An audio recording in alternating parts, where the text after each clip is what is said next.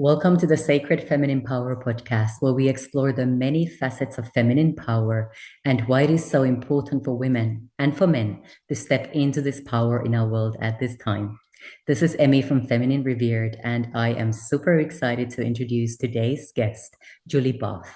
Julie is a mother of six and a trauma survivor whose mission is to transform personal hardship into inspiration and advocacy. Julie is also the CEO and founder of the Colin James Barth Outreach, a nonprofit dedicated to helping women led households with the resources and aid necessary to find security and stability in times of crisis. Her mission is to use her experiences as caregiver, special needs parent, emotional abuse victim, and trauma survivor to encourage women in similar situations to think resourcefully and always protect themselves without stigma or feelings of selfishness. That's beautiful, Julie. Thank you so much for being on the show. Well, thank you for having me. I appreciate it. Absolutely. It's a blessing to have you with us, and I'm excited to be learning more about you and your story today. Well, thank you. Absolutely. Now, before we go any deeper in terms of your story and your journey, because my podcast is called Sacred Feminine Power, I love to start by asking my guests, what does sacred feminine power mean to you personally? What it means to me is that we, as women, I think, bear the brunt of a lot of responsibility, and we take it very seriously. And um, I think that there is something to be said for being a mother, being a caregiver. We take on these roles with such passion and really don't ask for much. And in there, I think, lies the power that I think we can all start to get really down and feel like we have too much on our plates. But I think if we can all just stop and recognize as well as what we have on our plates, the many ways that we help the people around us and how we're keeping really things together. I think it takes on a whole new meaning and it means more. I think for me, and hopefully for others, it becomes less of a hardship and more of a journey and challenge. And the rewards are greater than anyone can ever experience if you're willing to turn it from, kind of baggage into a power situation where you can really make a difference. Beautiful. And that's a really lovely segue into my next question right away. If you could share about a challenge that you have gone through on your journey that's really helped you to activate the sacred feminine power within you. Sure. I think there are some people that look at my life and they would say, "Oh, wow, she's been very unlucky." I hear that a lot. Or, "How did you do it?" Um, I think in my early years, I don't ever remember feeling sorry for myself, but I do remember thinking, like, "Why me? Why did it keep happening? Why do I go from one fire alarm to the next fire alarm?" And it seemed like whenever I could exhale, a new wave would come in. And I think that, the beauty in it is getting to where I'm at now and looking back and realizing that the hardships they weren't meant to challenge me as much as to teach me something. And I think what I've learned is that we're all here to learn something, and to do something. We all have a purpose. And if you can take all that you learn and turn it into a purpose, it makes it so much less meaningful. So, getting my daughter who has special needs, she wasn't supposed to live, but she's still here 24 years later. Losing my husband was a challenge, yes, but I had him for, you know, as many years as I did. And what a blessing that was. And then my third relationship, making something good come out of that is hopefully in helping other women, um, recognize what's going on, how to tackle it, how to get out, and really to find the joy again in their own lives, is really, something that I feel ironically blessed in being able to experience all those things. And so when people, say, "Wow, look at me as if I'm unlucky." Am I? I guess it's all in the eye of the beholder. But I also know that there's no way that I could experience the joy that I do. Sure, I have some really down times, but then again, I don't sweat the small stuff. The little things that bother other people, the cleaning lady doesn't show up, or your kid gets a C in school.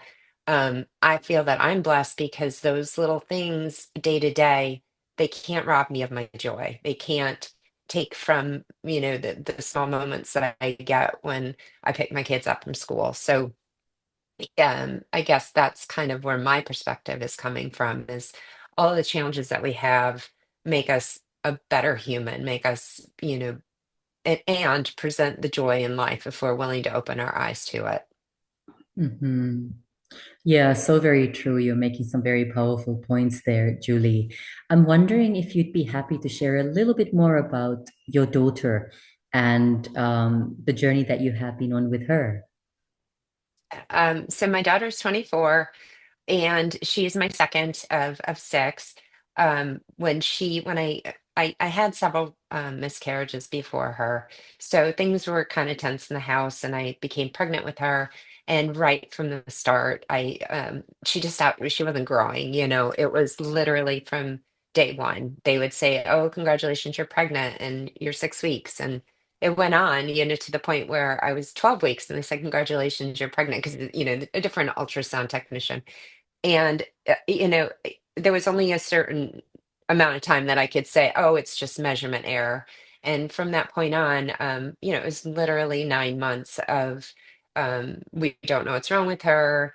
She's going to come out not be able to breathe, but yet we would have these ultrasounds and she was perfect. Her, proportions were great. She didn't have any markers. And it really was a leap of faith, because I did have a lot of a lot of physicians saying, well, we think she has a syndrome. And, I guess anywhere along the way, I could have made the decision to, to terminate the pregnancy, to say, she's very sick.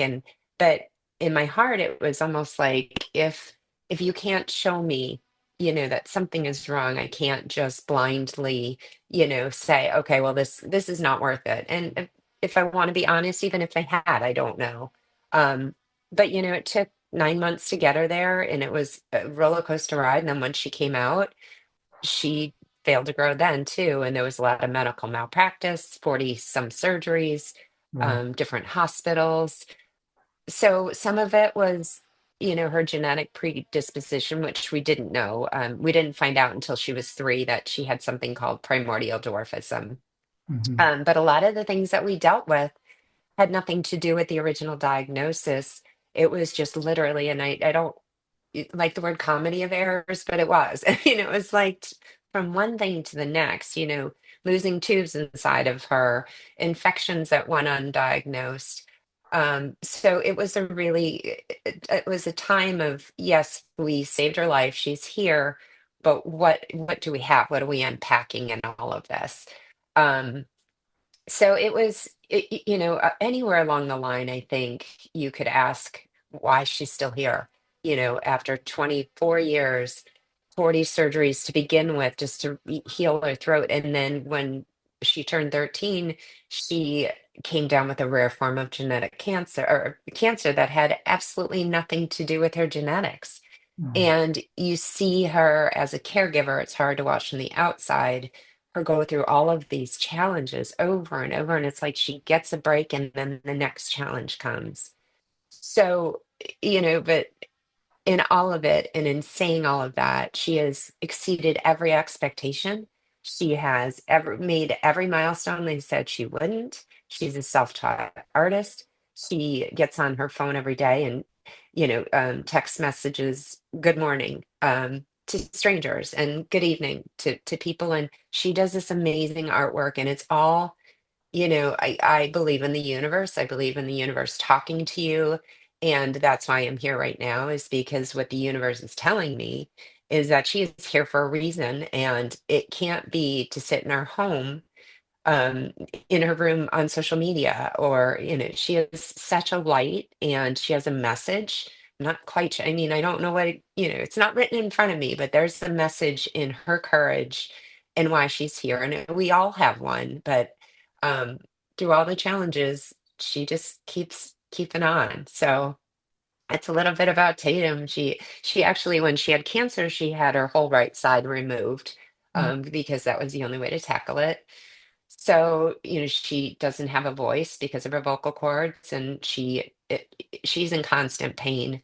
But she you can see that she just enjoys life, and if she can and she can do it, and she can find the positive every day to get out of bed, then who are we to say that life is not full of joy when we have so many blessings that we probably don't acknowledge in our daily life. Mm. Oh, wow. Well, thank you so much for sharing more about that journey with your daughter and about Tatum. Sounds like a very, very inspiring young woman indeed. Yes, she is. Beautiful. Yeah. Well, you also mentioned your husband there briefly as you were talking earlier. And when I introduced you, I didn't go into any more details about what occurred with him. So would you please share with our audience about your husband's story as well? Yes. So I met Colin when we were in grammar school, and he was my first kiss, and we lost touch several years, but ended in college, meeting back up with one another. And from that point, we were pretty much inseparable. It was almost like I lost, a part of me, and I found him again. So we had our first son, and then we had Tatum. And right as Tatum, we proceeded to have two more children. And right as Tatum was coming out of, the hospitals and the trach and we had reconstructive airway surgery. So it was at a point where we thought, oh, we could start traveling again and take the kids, because we couldn't even go to the beach. We were so immersed in her illness that we kind of exhaled and said, oh, now it's time for us to get back to life. And unfortunately, we started to, and things started to normalize. And then we found out that he had stage 4 pancreatic cancer. Mm. At the time, our youngest was 6 months, our oldest was 10. And they said, he has 2 weeks to live. Please take him home. Let him say goodbye to his children. Um, and I didn't. I refused to think that, that was the end of his story. He had more to do. So he ended up living an additional 16 months, some a blessing, some arguably a curse. But we did lose him in 2009. So, um, yeah, so that was the story of Colin. And I wrote a book about his life and his journey as well as Tatum's, because it was almost as the minute she started taking off and soaring, he started falling. And, when I see the cycle of the entire situation, looking back on it, it was almost as if he was placed in our lives to help support, make Tatum everything she could be, obviously to support me to get us to the next, phase of our lives. And as sad as I will always be to lose him, I'm so grateful to have had him during that point of our young adult lives. And he is, I would say one of the biggest reasons that Tatum is a champion and why she survived and why I survived through all of it. So we miss him dearly, but that's what the book is about. He fought very, very hard to stay with us, more so than I ever thought anyone could. Mm. Beautiful. Well, thank you for sharing a little bit more about that as well. And so sorry for your loss. I know it's been a while since it happened, but nevertheless, it's the kind of deep sorrow that never really leaves. It's always with you, Correct. even though you are able to see the positives and the blessings of the situation as well. So, would you please Yeah. tell us a little bit more about your book? Yes, so it's called Notes from a Blackberry, and it sat on, he passed away in 2009, and when he passed away, um, I just had so much grief that I didn't want to unpack. I did a very good job when Tatum was sick, when Colin was sick, in ignoring all of it and dancing and bouncing and making it okay. I had children, so I couldn't sit and wallow in it, and I couldn't be drowned by it. And after he passed away, I continued on that path. And whether it was a good thing or not, I pretty much packed him away and thought, well, if I just put him, I put all of his belongings in a container and thought, well, if I just put it in the bottom, in the basement of my home, if it's all contained, it can't hurt me. And I just wanted to not be me anymore. I figured if I just put it all away and moved forward and said, okay, that's the end of it, that it couldn't hurt me.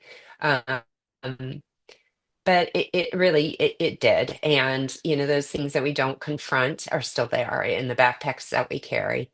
So about 12 years later, I went through another situation that was a really big challenge in my life, and I decided that it was time to unpack. When we would go to chemo on Tuesdays, I was not a writer back then as I am now, but he would be very, very sick when he took chemotherapy. So I thought it was going to be a time for us to connect, and it didn't end up being one. But I did have a Blackberry, and I wanted to, maintain quiet and peace. So I would sit on my Blackberry, and I was unraveling and unpacking all of the fire alarms from the situation with Tatum that was ongoing for, at that point, 4 years. Mm. And I was writing her story. And what I would do is I would write her story and I would email it back to myself. And at the end of it, I pieced it all together. And so I had this compilation, which, eventually flowed into his story as well in real time. But I had this compilation of all the situations and all of the hardships and all of the good things too, over those, the span of maybe 2 years sitting on my laptop. And as hard as it was for me, I decided to go back and follow through, because I had always told him that I would honor his name and I would make sure that something good came out of, and then people would know his courage.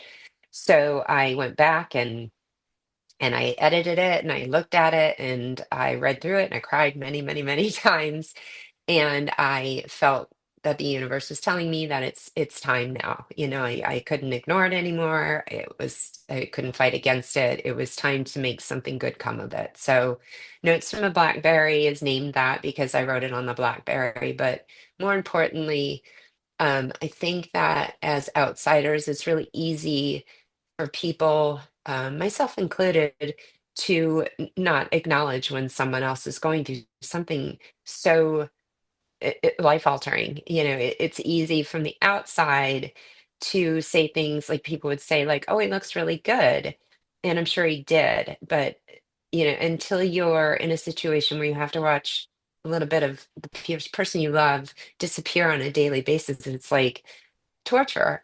Mm. Um, so I wanted to give voice to that, more so because I just remember feeling so alone in it.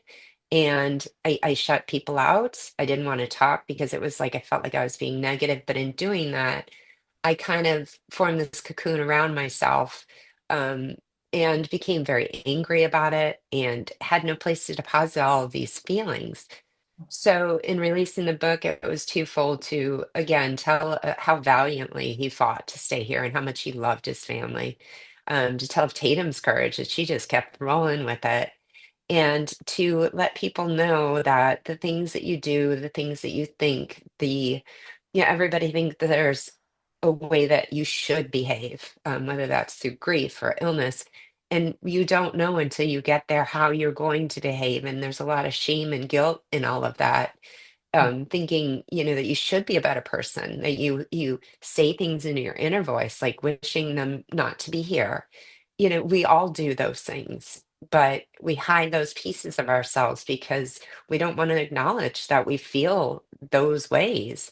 Um, but in keeping those hidden secrets, isolated, um, it it it kind of robs you of the joy of things around you and the support, because there's so many people that if you just said to them, like, I need your help, I need to talk, I need to vent, they would be there for you. But you instead kind of internalize and deal with it on your own. And I would hate that for somebody else if I could help from doing that in the future. Mm. Wow. What a story of resilience and courage. Julie, thank you so much for sharing that with the wider world. And I can imagine that this book is just filled with medicine for so many other women and also men who are going through similar situations, who are facing hardships. And are just needing a little bit of a breather in the midst of everything else that is going on. Yeah. And I do get mixed feelings about it because it is very honest and it's very raw and it's very emotional. Um, so I hope that the takeaway from it will be the goodness in all of it. It's not an easy story. Unfortunately, it doesn't have a very happy ending if you take it for face value. But I will say, 12 years later, a whole lot of hindsight and perspective. My takeaway is the miracle of the moments that you have with people in their final days more than the sadness of losing them. So that's my hope in writing this is that it's not, just people don't focus on the loss, but they can see through to see the goodness of all that happened in the midst of that loss. Oh, how beautiful. Yeah, such a important message there as well. Well, if our listeners wanted to get the book for themselves and perhaps connect with you as well, what would be the easiest place for them to go to? My website is called juliebarthauthor.net. It contains three different components. I run a charity called the CJB Outreach, which is an organization that helps women who find themselves head of household and, responsible and probably not prepared for it. Mm. Um, so the information for our charity is on there. My daughter's art, Hope for Tate, she's a self-taught artist, and a proceed of all of her art goes to fund our charity. So that's on there as well. And then you can find my books, my other podcasts. And I always welcome people reaching out. I love to, have people contact me and tell me their stories. I am the man behind I man my own emails and my messenger, so you're not getting my assistant. I don't have one, but you will be getting me. And if I, I do get people reaching out, and I think hopefully it heals them. And I will say that I know it heals me because every time I sit back and think, I'm packing it in. I'm going to go back to being a hermit and live my life out on my own. I will get a message from someone and they will say, wow, I read your book. It was powerful. It helped me. And that's really why I keep going. So I want to thank the people that invest in my story and take the time because as much as I hope it heals them, it helps me to know that that I am making a difference, that Colin's challenges and Tate's will make a difference in the world. Mm. Oh, very beautiful. Well, thank you again, Julie, for your courage in sharing your story with the world and for doing all the work that you're doing now, because I can imagine that it's a huge, huge support and resource for so many other people in the world as well. So really appreciate you and appreciate you coming on the show as well. Thank you. I appreciate you having me. I enjoyed talking with you. Thank you so much. Me too. Now, everybody, just for a moment, let's focus our intention and our awareness on this really inspiring energy that's been activated. And imagine sending this energy to everybody and everyone on our planet, everywhere on our planet, to remember that we are all truly one. And that the more of us have the courage to step into our sacred feminine power and also face those challenges that might be on our paths head on, the more quickly our planet will also receive healing and ascent. Thank you so much for being here. Thank you for listening.